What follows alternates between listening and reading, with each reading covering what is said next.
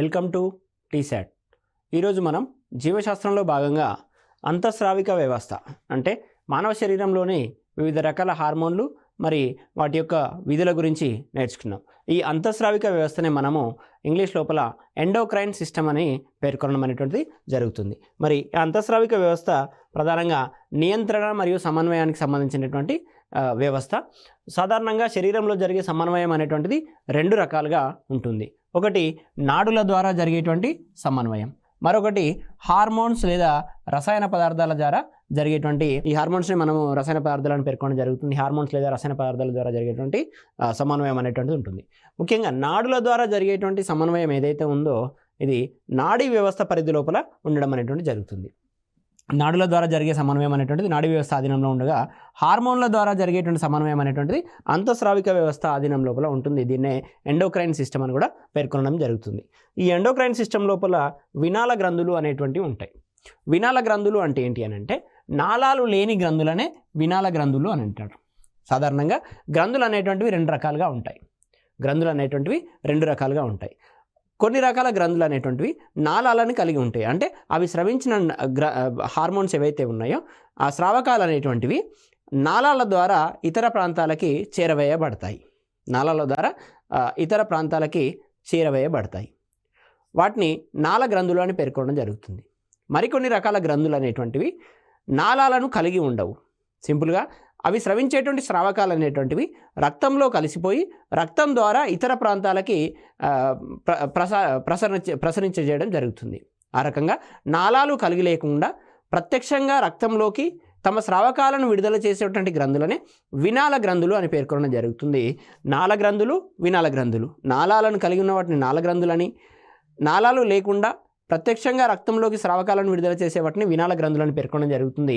ఈ వినాల గ్రంథులను గురించినటువంటి అధ్యయనాన్ని మనము ఎండోక్రైనాలజీ అని పేర్కొనడం జరుగుతుంది.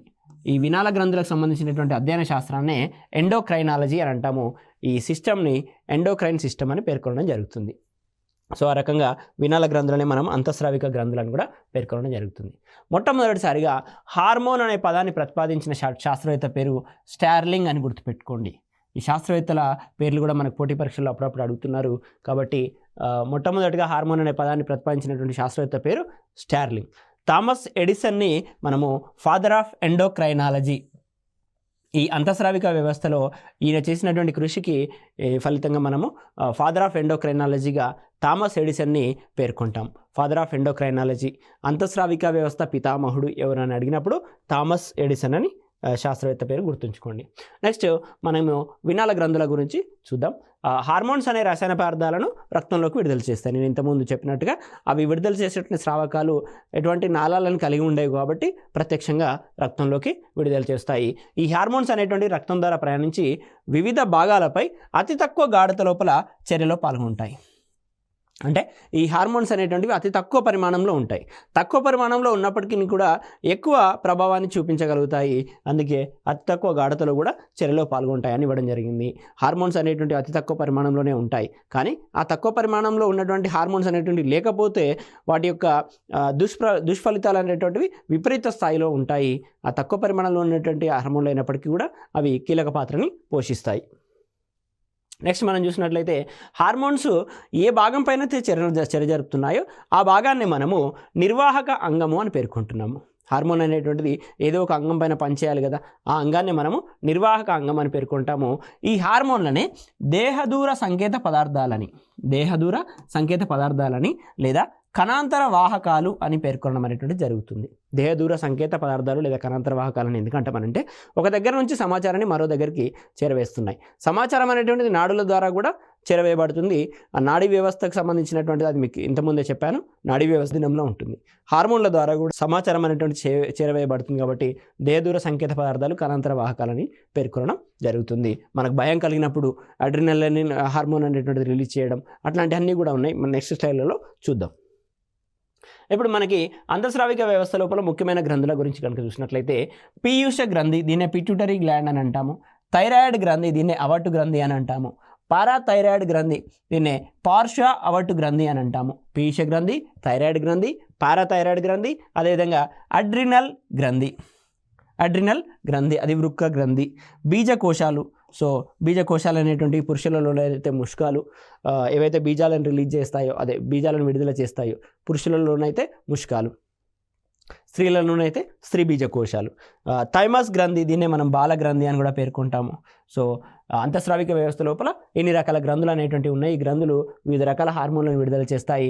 ఈ హార్మోన్లు అనేటువంటి ఏ రకంగా మానవ శరీరం పైన ప్రభావాన్ని చూపిస్తాయి అనేటువంటిది మనం చూద్దాం. ఇంకా చూసినట్లయితే జరాయువు, అదేవిధంగా క్లోమము.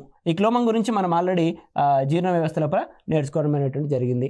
జరాయువు గురించి కూడా మనము ప్రత్యుత్పత్తి వ్యవస్థ లోపల నేర్చుకోవడం జరిగింది. అదేవిధంగా పీనియల్ గ్రంథి జఠరాంతర హార్మోన్లు, జఠరసంలో ఉండేటువంటి హార్మోన్లు. అదేవిధంగా హైపోథాలమస్, ఇవన్నీ కూడా వినాల గ్రంథుల కిందికి రావడం అనేటువంటిది జరుగుతుంది. అంతఃస్రావిక వ్యవస్థలో భాగంగా ఇన్ని రకాల గ్రంథుల గురించి మనం ఒకసారి పరిశీలించాల్సి ఉంది. ఫస్ట్గా మనకి ఉన్నటువంటి గ్రంథి పీయూష గ్రంథి అని తీసుకోవడం జరిగింది. ఇది మెదడులోని హైపోథాలమస్ క్రింది భాగానికి కాలాంజిక అనేటువంటిది ఒక వృంతం, కాలాంచిక అనేటువంటిది ఒక ఆధారం లాంటి అవయవం అన్నట్టు. ఈ ఆధారం సహాయంతో అతుక్కొని బఠానీ గింజ పరిమాణంలో, పీనట్ ఏదైతే ఉంటుందో అంత పరిమాణం లోపల ఈ పీయూష గ్రంథి అనేటువంటిది ఉండడం అనేటువంటి జరుగుతుంది. మొత్తం అంతఃస్రావిక గ్రంథులలోకి వెళ్ళా మానవ శరీరం లోపల మొత్తం అంతఃస్రావిక గ్రంథుల లోపల పీయూష గ్రంథి అనేటువంటిది చాలా పరిమాణంలో చాలా చిన్నది అన్న విషయాన్ని గుర్తుంచుకోండి. అంతఃస్రావిక గ్రంథులలోకి వెళ్ళా అతి చిన్నది పీయూష గ్రంథి. ఈ పీయూష గ్రంథి అనేటువంటిది మెదడులోని హైపోథాలమస్ ఏదైతే ఉందో హైపోథాలమస్ యొక్క కింది భాగానికి అతుక్కొని ఉంటుంది. అదే రకంగా ఈ పీయూష గ్రంథి ఏదైతే ఉందో ఈ పీయూష గ్రంథి లోపల 2 లంబికలు అనేటువంటివి ఉంటాయి. ఈ 2 లంబికలు కూడా వేరువేరు హార్మోన్స్ని విడుదల చేస్తూ ఉంటాయి. ఒకటి పూర్వ పీయూష లంబిక అని, మరొకటి పరపీయూష లంబిక అని ఉంటాయి. పూర్వ పీయూష లంబికని మనము ఎడినో హైపోఫైసిస్ అని అంటాము. పూర్వ పీయూష లంబిక ఏదైతే ఉందో దాన్ని మనము ఎడినో హైపోఫైసిస్ అని, అదేవిధంగా పరపీయూష లంబిక ఏదైతే ఉందో ఆ పరపీయూష లంబికని మనము న్యూరో హైపోఫైసిస్ అని పేర్కొనడం జరుగుతుంది. ఈ 2 లంబికల లోపల పూర్వపీయూష, పరపీయూష. ముందుగా పీయూష గ్రంథి లోపల పూర్వపీయూష లంబిక విడుదల చేసేటువంటి హార్మోన్ల గురించి చూసి ఆ తర్వాత పరపీయూష లంబిక విడుదల చేసేటువంటి హార్మోన్ల గురించి కూడా మనం పరిశీలిద్దాం. సో పీయూష గ్రంథి అన్ని అంతఃస్రావిక గ్రంథులను తన ఆధీనంలో ఉంచుకుంటుంది. మరొక స్పెషాలిటీ ప్రత్యేకత ఏంటి అని అంటే పీయూష గ్రంథి యొక్క ప్రత్యేకత అన్ని అంతఃస్రావిక గ్రంథులని తన ఆధీనంలో ఉంచుకోగలదు. కాబట్టి పీయూష గ్రంథిని మనము మాస్టర్ గ్రంథి లేదా కింగ్ ఆఫ్ ఆల్ గ్లాండ్స్ అని పేర్కొంటాము. కింగ్ ఆఫ్ ఆల్ గ్లాండ్స్ అని ఈ పీయూష గ్రంథిని, అదేవిధంగా మాస్టర్ గ్రంథి అని పేర్కొంటాం. ఎందుకంటే అన్ని అంతఃస్రావిక వ్యవస్థలో ఉన్నటువంటి అన్ని గ్రంథులను తన ఆధీనంలో ఉంచుకోగలదు. పీయూష గ్రంథి ఆధీనంలో లేనటువంటి గ్రంథి ఏదేనంటే పారాథైరాయిడ్ గ్రంథి. పార్శ్వ అవర్టు గ్రంథి లేదా పారాథైరాయిడ్ గ్రంథి అనేటువంటిది పీయూష గ్రంథి ఆధీనంలో ఉండదనే విషయాన్ని గుర్తుంచుకోండి. ప్రత్యేకంగా ఇటువంటి అంశాలపైన మనకు ప్రశ్నలు వస్తున్నాయి. పీయూష గ్రంథి అన్ని గ్రంథులను తమ ఆధీనంలో ఉంచుకోగలదు, కానీ పారాథైరాయిడ్ గ్రంథిని మాత్రం తన ఆధీనంలో ఉంచుకోలేదు. ముందుగా మనం ఇంతకుముందు చెప్పుకున్నట్లు పూర్వపీయూష, పరపీయూష లంబికలను చెప్పుకున్నాం. పూర్వపీయూష లంబికనే ఎడినో హైపోఫైసిస్ అని అంటామని చెప్పాము. ఈ ఎడినో హైపోఫైసిస్ ఉత్పత్తి చేసే హార్మోన్ల గురించి చూసి తర్వాత పరపీయూష గ్రంథి ఉత్పత్తి చేసేటువంటి హార్మోన్ల గురించి చూద్దాం. ముందుగా ఎడినో హైపోఫైసిస్ లేదా పూర్వపీయూష గ్రంథి ఏదైతే ఉందో ఈ గ్రంథి విడుదల చేసేటువంటి హార్మోన్లలో మొట్టమొదటిగా మనము పెరుగుదల హార్మోన్ గురించి చూద్దాం. పెరుగుదల హార్మోన్ అని అంటే దీన్ని గ్రోత్ హార్మోన్ అని, అదేవిధంగా సొమాటోట్రోఫిన్ అని పేర్కొనడం జరుగుతుంది. పెరుగుదల హార్మోన్నే సొమాటోట్రోఫిన్ లేదా గ్రోత్ హార్మోన్ అని పేర్కొంటాము. సో ఈ పెరుగుదల కారకాలైనటువంటి ఇన్సులిన్ని విడుదల చేయడాన్ని ప్రేరేపించి, అదేవిధంగా ఎపిఫైసియల్ పలకలలోని అస్థి కణాల విభజన, మనకు అస్థి కణాలు అనేటువంటివి ఉంటాయి కదా, అస్థి కణాలు అని అంటే అస్థిక అనగా ఎముక అనేటువంటి పదం వస్తుంది. దీన్నే ఇంగ్లీష్ లోపల ఆస్టియోసైట్ అని అంటాము. అస్థి కణాలు అని అంటే ఒక ఎముక లోపల ఉండేటువంటి కణాలనే అస్థి కణాలు అని అంటాం. ఈ అస్థి కణాల విభజనను ప్రేరేపిస్తుంది. ఎప్పుడైతే అస్థి కణాల విభజనను ప్రేరేపిస్తుందో అస్థి లేదా ఎముక యొక్క పొడవు అనేటువంటిది పెరుగుదలకి మార్గంగా కనిపిస్తుంది. సో ఎముకల పొడవు కావడంలో ముఖ్య పాత్ర పోషిస్తుంది ఈ పెరుగుదల హార్మోన్. పెరుగుదల హార్మోన్నే మనం గ్రోత్ హార్మోన్ లేదా సొమాటోట్రోఫిన్ అని అంటాము. సో ఇన్సులిన్ లాంటి పెరుగుదల కారకాలను కూడా ప్రేరేపిస్తుంది. ఈ ఏదైతే పెరుగుదల హార్మోన్ ఉందో వ్యాయామ సమయంలో మనకి ఎక్కువగా విడుదలవుతుంది. అందుకే పిల్లల విషయంలో వ్యాయామం చేయించడం అనేటువంటి సాధారణంగా జరుగుతుంది. వ్యాయామం చేయించినప్పుడు వాళ్ళ లోపల ఈ హార్మోన్ అనేటువంటిది సమపాలలో రిలీజ్ అయ్యి వాళ్ళ పెరుగుదల లోపల ఎటువంటి అవకతవకలు లేకుండా ఉండేటువంటి అవకాశం ఉంటుంది. సో సొమాటోట్రోఫిన్ స్రావం ఎక్కువ కావడం వల్ల అప్పుడప్పుడు ఈ సొమాటోట్రోఫిన్ లేదా పెరుగుదల హార్మోన్ లేదా గ్రోత్ హార్మోన్ ఏదైతే ఉందో ఈ స్రావం ఎక్కువ కావడం వల్ల పెరుగుదల అధికంగా జరగడాన్ని అతి దీర్ఘకాయత్వం అని అంటాము. దీన్నే గిగాంటిజం అని అంటాం మనము. అతి దీర్ఘ కాయత్వం, ఇంగ్లీష్ లోపల గిగాంటిజం అని అంటాము. అతి దీర్ఘ కాయత్వం అంటే ఎక్కువగా మనుషులు సాధారణంగా 5.5-6 ఎవరైతే ఫీట్లు ఉంటారో అంతకన్నా ఇంకెక్కువగా వీళ్ళు పొడవు ఉండడం అనేటువంటి జరుగుతుంది. అతి దీర్ఘ కాయత్వము లేదా గిగాంటిజం అని అంటాము. పెరుగుదలతో పాటుగా సో ఎప్పుడైతే సొమాటోట్రోఫిన్ స్రావం ఎక్కువైతుందో పెరుగుదలతో పాటుగా మనకి కింది దవడ లోయర్ జా అని అంటాము. అదేవిధంగా కాళ్ళు, చేతులు అనేటువంటివి ఎక్కువగా పెరుగుతాయి కాబట్టి ఆటోమేటిక్గా ముందుకు విస్తరించడం అనేటువంటి జరుగుతుంది. ఈ విధంగా ముందుకు విస్తరించడాన్నే యాక్రోమెగాలి అని అంటాము. యాక్రోమెగాలి అనేటువంటిది ఒక ప్రత్యేకమైనటువంటి పరిస్థితి. దీని లోపల సొమాటోట్రోఫిన్ స్రావం ఎక్కువ కావడం వల్ల అధిక ఎత్తు పెరుగుతారు. అధిక ఎత్తు పెరగడంతో పాటు కింది దవడ మరియు కాళ్ళు, చేతులు అనేటువంటివి ముందుకు విస్తరిస్తూ ఉంటాయి. పొడవు పెరిగినప్పుడు ఆటోమేటిక్గా దీన్నే యాక్రోమెగాలి అని అంటాము. నెక్స్ట్ మనం చూసినట్లయితే ఈ హార్మోన్ లోపిస్తే ఏమవుతుంది? ఇంతకుముందేమో ఎక్కువగా మనకి స్రవించడం వల్ల మనకి వచ్చేటువంటి యాక్రోమెగాలి మరియు గిగాంటిజం లేదా అతి దీర్ఘకాయత్వం అనేటువంటివి చూసాము. ఇప్పుడు లోపిస్తే ఏమవుతుంది అని అంటే పెరుగుదల చాలా తక్కువగా ఉంటుంది. ఎప్పుడైతే పెరుగుదల తక్కువగా ఉంటుందో అప్పుడు మరుగుజ్జుతనం అనేటువంటిది మనకి సంక్రమిస్తుంది. మరుగుజ్జుతనాన్ని మనం డ్వార్ఫిజం అని అంటాము, మరుగుజ్జుతనం అని అంటాము. సో ఈ రకంగా పిల్లల లోపల పెరుగుదల అనేటువంటి చాలా తక్కువగా ఉండి మరుగుజ్జులుగా మారినట్టయితే వారిని పిట్యూటరీ కుబ్జులు అంటారు. పిట్యూటరీ కుబ్జులు పీయూష గ్రంథి స్రావకాల కారణంగానే వీళ్ళు ఈ రకంగా మారుతున్నారు కాబట్టి, స్రావకాల లోపం కారణంగానే ఈ రకంగా మారుతున్నారు కాబట్టి వీటిని పిట్యూటరీ కుబ్జులు అని పేర్కొనడం జరుగుతుంది. వీరినే పిట్యూటరీ మిడ్గేట్స్, ఈ పదాలు చాలా ముఖ్యమైనటువంటివి. పిట్యూటరీ మిడ్గేట్స్ అనగానేమి అని మనకు పరీక్షల్లో అడగవచ్చు. ఆ స్థితిని ఏమంటారు? ఎక్కువైందా తక్కువైందా, స్రావం ఎక్కువైతే వస్తుందా తక్కువైతే వస్తుందా అనేటువంటిది మనకి స్టేట్మెంట్ బేస్డ్ క్వశ్చన్స్ లోపల అడగవచ్చు. పిట్యూటరీ మిడ్గేట్స్, పిట్యూటరీ కుబ్జులు లేదా మరుగుజ్జులు, డార్ఫిజంకి మరో పదాలు ఇవన్నీ కూడా. సో వీరు ఎత్తులో చాలా తక్కువగా ఉన్నప్పటికీ లైంగికంగా మరియు మేధోపరంగా చూసినట్లయితే సాధారణ మానవుల వలనే ఉంటారు. లైంగికంగా మరియు మేధోపరంగా సాధారణ మానవుల వలనే ఉంటారు, కానీ ఒక ఎత్తులో మాత్రమే చాలా తక్కువ ఎత్తును కలిగి ఉంటారు. ఇంకా మనము నెక్స్ట్ చూసినట్లయితే మనకి థైరాయిడ్ స్టిమ్యులేటింగ్ హార్మోన్. ఇప్పుడు మనం పీయూష గ్రంథి స్రవించేటువంటి పూర్వ పీయూష గ్రంథి స్రవించేటువంటి స్రావాల గురించి మాట్లాడుతున్నాం, హార్మోన్ల గురించి మాట్లాడుతున్నాం. దానిలో నెక్స్ట్ ఉన్నటువంటి hormone thyroid stimulating hormone.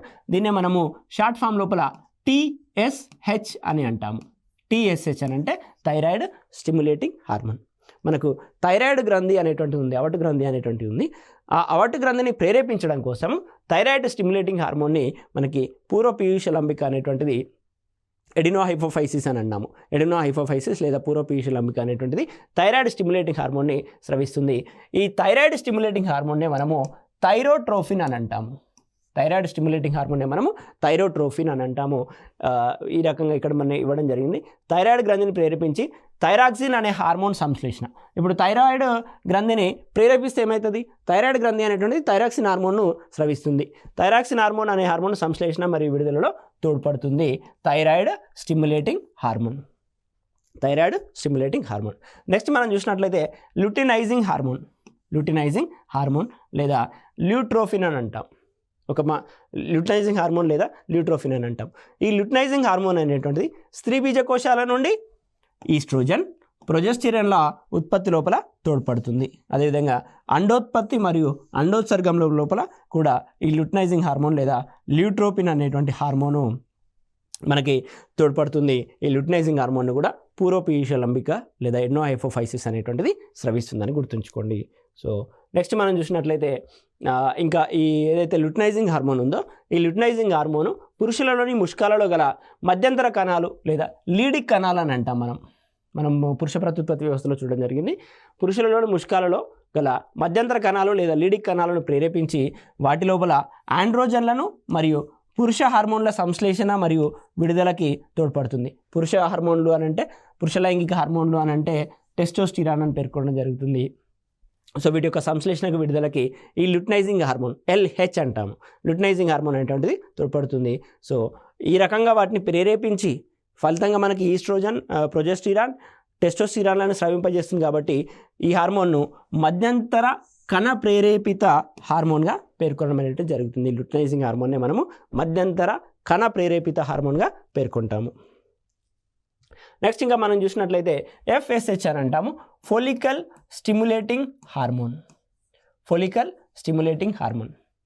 Follicle stimulating hormone అని అంటే, ఫోలికల్స్ అని అంటే అండాలు, స్త్రీబీజ కోశాల లోపల నుండి మనకు అండాలు అనేటువంటివి రావడం జరుగుతుంది. ముందుగా స్త్రీబీజ కోశాల నుండి అండాలు విడుదల కావడానికి ముందు ఈ రకమైనటువంటి చిన్నని ఫోలికల్స్ రూపంలో ఉంటాయి. ఫొలికల్స్ రూపంలో ఉంటాయి. అదేవిధంగా ముష్కాల నుండి శుక్రకణాలు విడుదల కావడానికి ముందు అవి కూడా ఫొలికల్స్ రూపంలో ఉండడం అనేటువంటి జరుగుతుంది. శుక్రకణాలు కూడా ఫొలికల్స్ రూపంలో ఉండడం అనేటువంటి జరుగుతుంది. సో ఈ ఫొలికల్స్ని స్టిమ్యులేట్ చేసే విధంగా పనిచేసేటువంటి హార్మోనే ఫొలికల్ స్టిమ్యులేటింగ్ హార్మోను. స్త్రీలలో స్త్రీబీజ కోశ పుట్టికల పెరుగుదల, స్త్రీబీజ కోశ పుట్టికలు అంటాము. అదే ఫొలికల్స్ని మనము తెలుగు లోపల పుట్టికలు అని అంటాము. అభివృద్ధికి, స్త్రీబీజ కోశ పుట్టికల పెరుగుదల మరియు అభివృద్ధికి ఈ పుట్టికలే అభివృద్ధి చెంది మనకి అండంగా మారడం అనేటువంటి జరుగుతుంది. అదేవిధంగా పురుషులలో శుక్రజననానికి తోడ్పడుతుంది. ఈ రకమైనటువంటి హార్మోన్ ఫొలికల్ స్టిమ్యులేటింగ్ హార్మోన్ ఏదైతే ఉందో, శుక్రజననం జరగాలి అని అంటే ఆ ఫొలికల్ ఏదైతే పుట్టిక ఉందో ఆ పుట్టిక అభివృద్ధి చెంది శుక్రకణంగా మారి శుక్రజననం అనేటువంటి జరుగుతుంది. దానికి ఈ ఫొలికల్ స్టిమ్యులేటింగ్ హార్మోన్ అనేటువంటి తోడ్పడుతుంది. అదేవిధంగా ఇంతకుముందు చర్చించినటువంటి లుటనైజింగ్ హార్మోన్, ఇప్పుడు మనం చూస్తున్నటువంటి ఫొలికల్ స్టిమ్యులేటింగ్ హార్మోన్, ఈ రెండింటిని కలిపి గొనాడోట్రోపిన్స్ అని అంటాము. గొనాడోట్రోపిన్స్ అని పేర్కొనడం జరుగుతుంది. ఫొలికల్ స్టిమ్యులేటింగ్ హార్మోన్ మరియు లుటనైజింగ్ హార్మోన్. ఈ క్రింది వాన్లో ఈ రెండు హార్మోన్లను గొనాడోట్రోపిన్స్ అని పేర్కొంటారు అని వివిధ రకాల జతలను ఆప్షన్స్ రూపంలో ఇచ్చేటువంటి అవకాశం ఉంటుంది. జాగ్రత్తగా గుర్తుంచుకోండి. FSHని LHని కలిపి గొనాడోట్రోపిన్ అని అంటాము. నెక్స్ట్ మనకున్నటువంటి మరొక హార్మోన్ ఏంటి అని అంటే మనకి ప్రోలాక్టిన్ అని అంటాము, లేదా దీన్నే ల్యూటియోట్రోపిక్ హార్మోన్ అని అంటాము. వెరీ ఇంపార్టెంట్, ప్రోలాక్టిన్ లేదా ల్యూటియోట్రోపిక్ హార్మోన్. ఈ ల్యూటియోట్రోపిక్ హార్మోన్ లేదా ప్రోలాక్టిన్ అనేటువంటిది శిశువు జన్మించిన తర్వాత క్షీర గ్రంథులలో పాల ఉత్పత్తిని ప్రేరేపిస్తుంది. అంటే శిశు జననం జరిగిన తర్వాత సాధారణ పరిస్థితుల లోపల ఈ రకమైనటువంటి ప్రోలాక్టిన్ విడుదల కాదు, అప్పుడు క్షీరగ్రంథులు అనేటువంటివి ప్రేరేపించబడవు. కానీ ఎప్పుడైతే శిశు జననం జరుగుతుందో అప్పుడు క్షీరగ్రంథుల యొక్క ఆవశ్యకత ఎక్కువగా ఉంటుంది. కాబట్టి ప్రోలాక్టిన్ హార్మోన్ విడుదలై ఆ క్షీరగ్రంథులను ప్రేరేపించి పాల ఉత్పత్తిని ప్రారంభిస్తుంది. సో ఆ రకంగా ప్రోలాక్టిన్ అనేటువంటిది క్షీరగ్రంథులను ప్రేరేపించి పాల ఉత్పత్తిని కలుగజేస్తుంది. Prolactin luteotropic hormone. నెక్స్ట్ మనకున్నటువంటి హార్మోన్ ACTH హార్మోన్ అని అంటాము. దీన్నే adrenocorticotropic hormone. ACTH adrenocorticotropic hormone అని అంటాము. దీన్నే సింపుల్గా కార్టికోట్రోపిన్ అని కూడా అంటాము. సో అధివృక్క వల్కలాన్ని ప్రేరేపిస్తుంది. అంటే మనకి ఏదైతే పారాథైరాయిడ్ గ్లాండ్ ఉందో పారాథైరాయిడ్ గ్లాండ్లో ఉండేటువంటి వల్కలాన్ని ప్రేరేపించి గ్లూకోకార్టికాయిడ్స్ అనే స్టిరాయిడ్ హార్మోన్ల సంశ్లేషణకు మరియు విడుదలకి తోడ్పడుతుంది. ఇక్కడ ఏం జరుగుతుందనంటే అడ్రినోకార్టికోట్రోపిక్ హార్మోన్ అనేటువంటిది ACTH అనేటువంటి హార్మోను ప్రత్యక్షంగా మనకి చర్యల లోపల పాల్గొనదు. కానీ ఈ హార్మోను మరొక గ్రంథిని ప్రేరేపించి ఆ గ్రంథి ద్వారా మరో హార్మోన్ వచ్చే విధంగా చేస్తుంది. సో ఆ గ్రంథి ఏంటి అని అంటే అధివృక్క వల్కలం, పారాథైరాయిడ్ గ్లాండ్ లోపల మనకి వల్కలము, దవ్వ అని రెండు భాగాలు అనేటువంటి ఉంటాయి. అధివృక్క గ్రంథి లోపల వల్కలాన్ని ప్రేరేపించి వల్కలం ద్వారా మనకి గ్లూకోకార్టికాయిడ్స్ అనేటువంటి హార్మోన్స్, స్టిరాయిడ్ హార్మోన్ల సంశ్లేషణకి మరియు విడుదలకి తోడ్పడుతుందని గుర్తుంచుకోండి. అడ్రినోకార్టికోట్రోపిక్ హార్మోన్ లేదా కార్టికోట్రోపిన్ ఇవన్నీ కూడా మనకి పూర్వపీయూష గ్రంథుల ద్వారా వచ్చేటువంటి హార్మోన్స్, పూర్వపీయూష లంబిక నుండి వచ్చేటువంటి హార్మోన్లు. మరొక hormone melanocyte stimulating hormone. Melanocyte అనేటువంటిది చర్మం లోపల ఉండేటువంటి కణానికి గల పేరు. సో ఈ మెలనోసైట్ అనేటువంటిది మెలనిన్ అనేటువంటి నల్లని ద్రవ్యాన్ని ఉత్పత్తి చర్మానికి నల్లని రంగునిచ్చేటువంటి ద్రవ్యాన్ని ఉత్పత్తి చేయాల్సి ఉంటుంది. సో ఈ మెలనోసైట్స్ మెలనిన్ని ఉత్పత్తి చేసే విధంగా మెలనోసైట్ స్టిమ్యులేటింగ్ హార్మోన్, దీన్ని మనం షార్ట్ ఫామ్ లోపల MSH అని పేర్కొనడం జరుగుతుంది. MSH అని పేర్కొంటాము. ఈ మెలనోసైట్ స్టిమ్యులేటింగ్ హార్మోన్ అనేటువంటిది మెలనోసైట్లు మెలనిన్ని ఉత్పత్తి చేసే విధంగా ప్రేరేపిస్తుంది. చర్మంలో ఉండే మెలనోసైట్స్ నుండి మెలనిన్ అనే చర్మానికి రంగును ఇచ్చే పదార్థాన్ని ఉత్పత్తి చేయటకు ఈ హార్మోన్ తోడ్పడుతుంది అని గుర్తుంచుకోండి. మెలనోసైట్ స్టిమ్యులేటింగ్ హార్మోన్ అనేటువంటిది తోడ్పడుతుంది. నెక్స్ట్, ఒకవేళ మెలనిన్ లోపిస్తే చర్మం తెలుపు రంగులో ఉంటుంది. సాధారణంగా చర్మానికి నలుపు రంగు అనేటువంటిది మెలనిన్ అనేటువంటి వర్ణద్రవ్యం కారణంగానే వస్తుంది. ఒకవేళ మెలనిన్ కనుక లోపించినట్లయితే చర్మం నలుపు రంగులో ఉండకుండా తెలుపు రంగులోనే ఉంటుంది. ఆ రకమైనటువంటి స్థితినే మనము అల్బినిజం అని అంటాము. ఆ రకమైనటువంటి స్థితినే మనము అల్బినిజం అని అంటాము. సాధారణంగా మనకు అప్పుడప్పుడు కొందరు వ్యక్తులు తారసపడతా ఉంటారు. వారి శరీరం అనేటువంటిది నల్లగా ఉండకుండా కంప్లీట్గా పూర్తిగా తెల్లగా ఉండేటువంటి సందర్భాలు మనం అనేకసార్లు చూసాము. దాన్నే మనము అల్బినిజం అని పేర్కొనడం జరుగుతుంది. ఉదాహరణ, మనకి యూరోపియన్స్ మరియు ఆస్ట్రేలియన్స్ ఎవరైతే ఉంటారో వారు కంప్లీట్గా తెల్లగా ఉండడం అనేటువంటి జరుగుతుంది. సూర్యకాంతి తక్కువగా ప్రసరిస్తుంది కాబట్టి యూరోపియన్స్ మరియు ఆస్ట్రేలియన్స్ లోపల అల్బినిజం అనేటువంటిది ఎక్కువగా ఉంటుంది.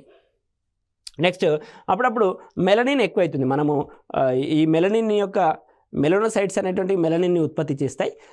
ఈ మెలనిన్ ఉత్పత్తి అనేటువంటిది సూర్యకాంతి పైన ఆధారపడి ఉంటుంది. ఈ సూర్యకాంతి అధికంగా ఉన్నప్పుడు మెలనిన్ అనేటువంటిది అధికంగా ఉత్పత్తి అయి చర్మము గాఢవర్ణంలోకి, నల్లని గాఢవర్ణంలోకి మారుతుంది. సో ఆ రకంగా నలుపు రంగులోకి మారడాన్ని మనము ట్యానింగ్ అని అంటాము. ఆ రకంగా నలుపు రంగులోకి మారడాన్ని మనము ట్యానింగ్ అని పేర్కొనడం జరుగుతుంది. సో ఈ మెలనోసైట్లకి వచ్చేటువంటి క్యాన్సర్నే మెలనోమా అంటాం. క్యాన్సర్ అనేటువంటి శరీర భాగంలోని వివిధ కణాలకు వివిధ రకంగా వ్యాపిస్తుంది. ఒకవేళ తెల్ల రక్త కణాలకు వస్తే ల్యూకేమియా అని, అదే రకంగా మెలనోసైట్లకు వస్తే వాటిని మెలనోమా అని పేర్కొనడం అనేటువంటిది జరుగుతుంది. సో మెలనిన్ ఉత్పత్తి సూర్యకాంతిపై ఆధారపడి ఉంటుంది, నేను ఇంతకుముందు చెప్పాను. ఈ మెలనోసైట్లకు సంబంధించినటువంటి అధ్యయనాన్ని మనము మెలనాలజీ అని అంటాం. చర్మానికి సంబంధించినటువంటి అధ్యయనాన్ని డెర్మటాలజీ అని అంటాము. పర్టికులర్గా మెలనోసైట్లకు సంబంధించినటువంటి అధ్యయనాన్ని మనము మెలనాలజీ అని, ఈ మెలనోసైట్లకు వచ్చేటువంటి క్యాన్సర్ని మెలనోమా అని పేర్కొనడం జరుగుతుంది.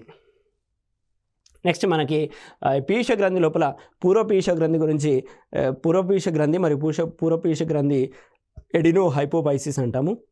ఈ ఎడినో హైపోపైసిస్ స్రవించేటువంటి హార్మోన్ల గురించి ఇప్పటివరకు చర్చించడం జరిగింది. ఇప్పుడు పీయూష గ్రంథిలోనే పరపీయూష లంబిక లేదా న్యూరో హైపోపైసిస్, దీన్నే మనము న్యూరో హైపోపైసిస్, పూర్వపీయూష లంబికనేమో ఎడినో హైపోపైసిస్ అని అంటాము, పరపీయూష లంబికనేమో న్యూరో హైపోపైసిస్ అని అంటాము. ఈ న్యూరో హైపోపైసిస్ స్రవించేటువంటి హార్మోన్ల గురించి ఒకసారి చూద్దాము. మొట్టమొదటి హార్మోను యాంటీ డయూరెటిక్ హార్మోన్ అంటాము. యాంటీ డయూరెటిక్ హార్మోన్, దీన్నే షార్ట్ ఫామ్ లోపల ఏడిహెచ్ అని పేర్కొనడం జరుగుతుంది. దీనికి ఉన్నటువంటి మరో పేరే వాసోప్రెస్సిన్ అని అంటాం. దీనికి ఉన్నటువంటి మరొక పేరే వాసోప్రెస్సిన్, యాంటీ డయూరెటిక్ హార్మోన్ లేదా వాసోప్రెస్సిన్. చూద్దాం ఇప్పుడు దీని యొక్క ముఖ్య విధి ఏంటంటే, మానవుడు సాధారణంగా విసర్జించేటువంటి మూత్రం యొక్క పరిమాణాన్ని నియంత్రించడమే ఈ యాంటీ డయూరెటిక్ హార్మోన్ యొక్క ప్రధానమైనటువంటి విధి. సో పరిమాణాన్ని నియంత్రించి మూత్ర పరిమాణాన్ని తగ్గించి మనకి తద్వారా బీపీని కంట్రోల్లోకి తెలుస్తుంది, బ్లడ్ ప్రెషర్ని కంట్రోల్లోకి తెస్తుంది. విసర్జించే మూత్ర పరిమాణాన్ని తగ్గించి బీపీని నియంత్రిస్తుంది ఏడిహెచ్ లేదా యాంటీ డయూరెటిక్ హార్మోన్. దీన్ని మనము వాసోప్రెస్సిన్ అని కూడా పేర్కొంటున్నాము. సో ఎప్పుడైతే ఈ యాంటీ డయూరెటిక్ హార్మోన్ లేదా వాసోప్రెస్సిన్ అనేటువంటిది లోపించినట్లయితే ఏమవుతుందనంటే, నియంత్రణ అనేటువంటిది, మూత్రాన్ని విసర్జించడం లోపల నియంత్రణ అనేటువంటిది కోల్పోతాము. అప్పుడు అధికంగా మూత్రాన్ని విసర్జిస్తూ ఉంటాము. అధికంగా మూత్రాన్ని విసర్జించడం అనేటువంటి జరుగుతుంది. దీన్నే మనము అతిమూత్ర వ్యాధిగా పేర్కొంటాము. దీన్నే మనం అతిమూత్ర వ్యాధిగా పేర్కొంటాము. ఈ అతిమూత్ర వ్యాధినే డయాబెటిస్ ఇన్సిపిడస్ అని అంటాము. గుర్తుంచుకోండి, డయాబెటిస్ ఇన్సిపిడస్ అనేటువంటిది అతిమూత్ర వ్యాధి కలిగినటువంటి మరొక పేరు. నేను ఇక్కడ ఇంకొకటి రాస్తున్నాను, డయాబెటిస్ మిల్లిటస్ అని అంటాము.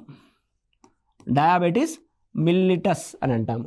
దీన్ని మనము మధుమేహం వ్యాధి అని అంటాము. డయాబెటిస్ ఇన్సిపిడస్ అంటేనేమో అతిమూత్ర వ్యాధి, డయాబెటిస్ మిల్లిటస్ అంటేనేమో మనకి మధుమేహ వ్యాధి, దీన్ని మనం షుగర్ వ్యాధి అని అంటాము. ఇన్సులిన్ లోపం కారణంగా రక్తం లోపల గ్లూకోజ్ స్థాయి పెరిగిపోవడాన్ని మనము డయాబెటిస్ మిల్లిటస్ అని అంటాము. సాధారణంగా ఇన్సులిన్ అనేటువంటిది రక్తం లోపల గ్లూకోజ్ స్థాయిని నియంత్రిస్తూ ఉంటుంది. ఎప్పుడైతే ఇన్సులిన్ లోపం అంటే ఇన్సులిన్ తగ్గినప్పుడు రక్తం లోపల గ్లూకోజ్ స్థాయి విపరీతంగా పెరిగిపోయి మూత్రంలో కూడా గ్లూకోజ్ స్థాయి పెరిగిపోతూ ఉంటుంది. ఆ రకమైనటువంటి పరిస్థితినే మనం మధుమేహ వ్యాధి అని అంటాము. దాన్ని డయాబెటిస్ మిల్లిటస్ లేదా సాధారణంగా షుగర్ వ్యాధి అని అంటాము. కానీ ఇక్కడ డయాబెటిస్ ఇన్సిపిడస్ అని అంటున్నాము. యాంటీ డయూరెటిక్ హార్మోన్ లేదా వాసోప్రెస్సిన్ యొక్క లోపం కారణంగా మూత్ర విసర్జన పైన నియంత్రణ కోల్పోయి నిరంతరం మూత్రం స్రవించడాన్ని లేదా అధిక మొత్తంలో మూత్రం స్రవించడాన్ని మనకు అతిమూత్ర వ్యాధి లేదా డయాబెటీస్ ఇన్సిపిడస్ అని అంటాము. ఈ రెండింటి మధ్యలో డిఫరెంట్ని గమనించండి. మిల్లిటస్ అంటేనేమో మధుమేహ వ్యాధి, మిల్లిటస్ మధుమేహ వ్యాధి ఆ రకంగా గుర్తుపెట్టుకోండి. మా డయాబెటీస్ ఇన్సిపిడస్ అతిమూత్ర వ్యాధి అని గుర్తుపెట్టుకోండి. సో ఏమవుతుంది మరి ఈ అతిమూత్ర వ్యాధి కారణంగా నాలుక తడి ఆరిపోయి అధికంగా దాహం మరియు డీహైడ్రేషన్ అంటే శరీరం పూర్తి స్థాయిలో నీటిని కోల్పోవడాన్ని డీహైడ్రేషన్ అని అంటాము. ఎప్పుడైతే డయాబెటీస్ ఇన్సిపిడస్ లోపల అధికంగా మూత్రాన్ని స్రవిస్తూ ఉంటామో నాలుక తడి ఆరిపోయి ఎప్పుడు దాహం వేస్తూ ఉంటుంది, దీన్నే డీహైడ్రేషన్ అని కూడా అంటాం మనం. ఇది యాంటీ డయారెటిక్ హార్మోన్ లోపం కారణంగా జరిగేటువంటి దుష్పరిణామం. నెక్స్ట్ మనము మరొక హార్మోన్ ఆక్సిటోసిన్ గురించి చూద్దాం. మనము ఇప్పుడు పరపీయూష లంబిక స్రవించేటువంటి హార్మోన్ల గురించి చూస్తున్నాము. దీన్నే న్యూరోహైపోపైసిస్ అని అంటాము. పరపీయూష లంబికనే న్యూరోహైపోపైసిస్ అని అంటాము. న్యూరోహైపోపైసిస్ అనేటువంటిది ఆక్సిటోసిన్ లేదా బర్త్ హార్మోన్ అనేటువంటి ఒక హార్మోన్ని స్రవిస్తుంది.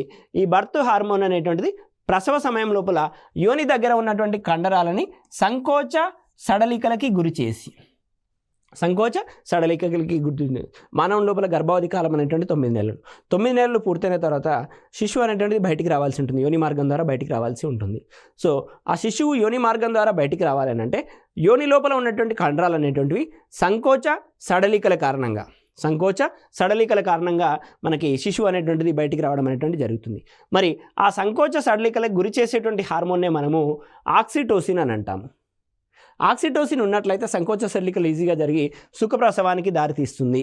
అదేవిధంగా శిశు జననం జరిగిన తర్వాత క్షీరగ్రంథుల లోపల పాల విడుదలకు కూడా ఈ ఆక్సిటోసిన్ అనేటువంటిది మనకి ఉపకరిస్తుంది లేదా తోడ్పడుతుంది అని గుర్తుంచుకోండి.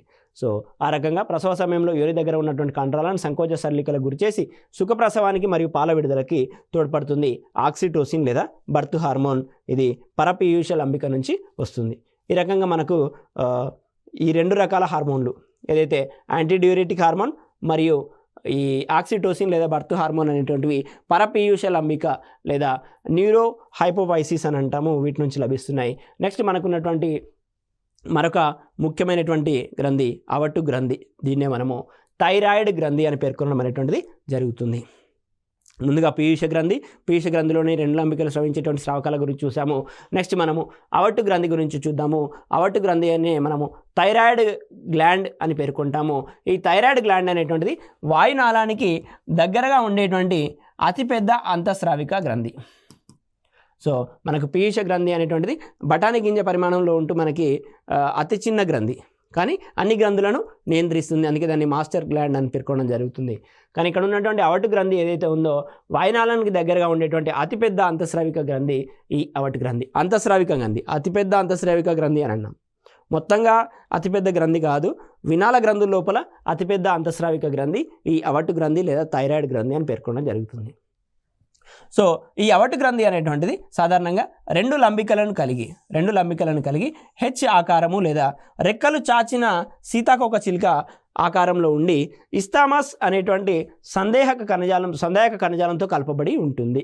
ఈ అవట్టు గ్రంథి అనేటువంటిది హెచ్ ఆకారంలో ఉంటుంది, సీతాకోక చిలుక ఆకారంలో ఉంటుంది, ఇస్తామస్ అనేటువంటి సందేహక కణజాలాన్ని కలపబడి ఉంటుంది. సో ఇవి ఉత్పత్తి చేసేటువంటి ముఖ్యమైనటువంటి హార్మోన్లు మరి థైరాక్సిన్ మరియు కాల్సిటోనిన్. సో ఈ థైరాక్సిన్ కాల్సిటోనిన్ అనేటువంటి 2 రకాల హార్మోన్లను మనకి అవట్టు గ్రంథి లేదా మనకి థైరాయిడ్ గ్రంథి అనేటువంటిది స్రవిస్తుందని గుర్తుంచుకోండి. సో మనము మిగిలిన రకాల గ్రంథులు మరియు అవి స్రవించేటువంటి స్రావకాల గురించి మరో క్లాస్లో మరి చర్చిద్దాం. Thank you one and all.